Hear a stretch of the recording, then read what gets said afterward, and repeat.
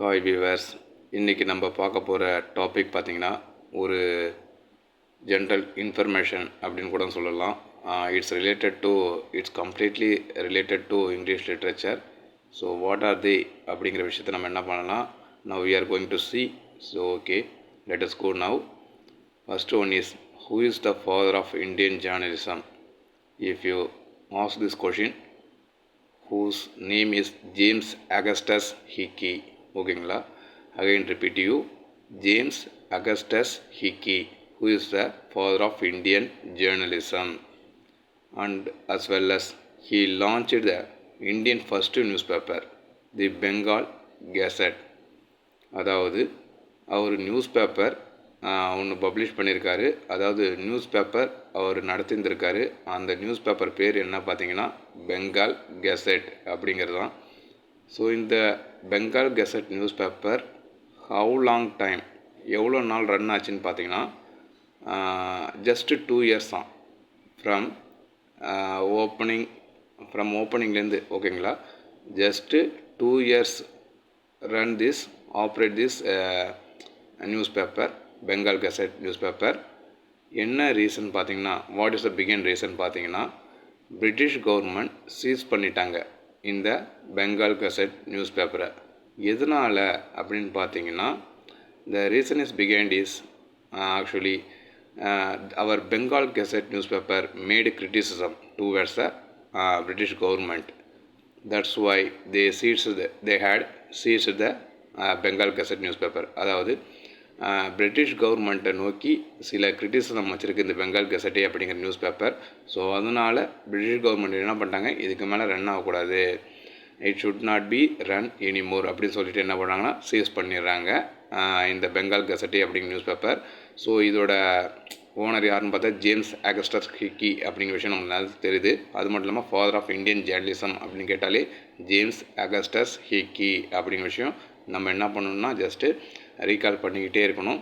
Next, who is the father of grammar அப்படிங்கிற விஷயம் தெரிஞ்சிக்க வேண்டியது ரொம்ப முக்கியமான விஷயம். கிராமர் நம்ம படிச்சுட்ருக்கோம். பட் யார் ஃபாதர், யாருன்னு பார்த்திங்கன்னா லின்லே முரே அப்படிங்கிறவர் தான். அவர் தான் நம்ம என்ன பண்ணுறோன்னா we considered as the father of English grammar அப்படின்னு சொல்லி என்ன பண்ணிகிட்ருக்கோன்னா லின்லே முரேவை தான் ஃபாதர் ஆஃப் கிராமர் அப்படி சொல்கிறோம். ஏன்னா அவர் தான் டெக்ஸ்ட் புக்கை பப்ளிஷ் பண்ணியிருக்காரு. கிராமர் அப்படிங்கிற விஷயத்த, ரூல்ஸ் அண்ட் ரெகுலேஷனை என்ன பண்ணியிருக்காருன்னா டெக்ஸ்ட் புக்காக க்ரியேட் பண்ணி ஒரு ஸ்டாண்டர்டைஸாகவும் கொண்டு வந்திருக்காரு.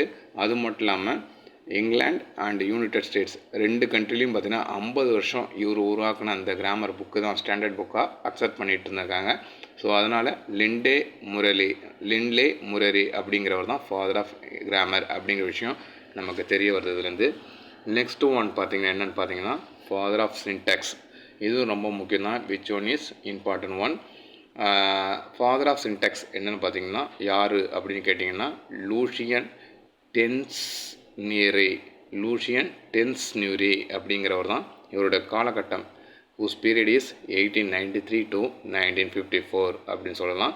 So last and once and for all pseudo statement, அது லாஸ்ட் ஒன் பார்த்திங்கன்னா சூடோ ஸ்டேட்மெண்ட் அப்படின்னு சொல்லலாம். இந்த சூடோ ஸ்டேட்மெண்ட் அப்படிங்கிறது என்ன பார்த்தீங்கன்னா ஐஏ ரிச்சர்ட்ஸ் தான் இந்த சூடோ ஸ்டேட்மெண்ட்டை பற்றி பேசியிருக்காரு இந்த இடத்துல. அதாவது என்ன சொல்ல வர்றாருன்னா, இந்த சூடோ ஸ்டேட்மெண்ட் அப்படிங்கிற விஷயம் பார்த்திங்கன்னா என்ன சொல்கிறாருன்னா, ஜஸ்ட்டு ஒரு பொயிட்ரி எடுத்துக்கிட்டோம்னா, ஒரு கலை எடுத்துக்கிட்டோம், ஒரு கலை நியமிக்க ஒரு விஷயத்தை எடுத்துக்கிட்டோம்னா அதில் அந்த ஒரு பொயிட்ரியில் எழுதக்கூடிய வரிகள், அந்த லைன்லாம் பார்த்திங்கன்னா என்ன செய்யணும்னா ஒரு சயின்டிஃபிக்காக அனலைஸ் பண்ணாது. அது எல்லாமே பார்த்திங்கன்னா என்ன செய்யணும்னா ஒரு எமோஷனை உண்டாக்கும், ஒரு நேச்சுரலை, ஒரு இயற்கையை, ஒரு எமோஷன்ஸ், ஒரு இமேஜினேஷன், இந்த மாதிரி விஷயத்தெலாம் கொண்டு வரது தான் சூடோ ஸ்டேட்மெண்ட் அப்படிங்கிறாங்க.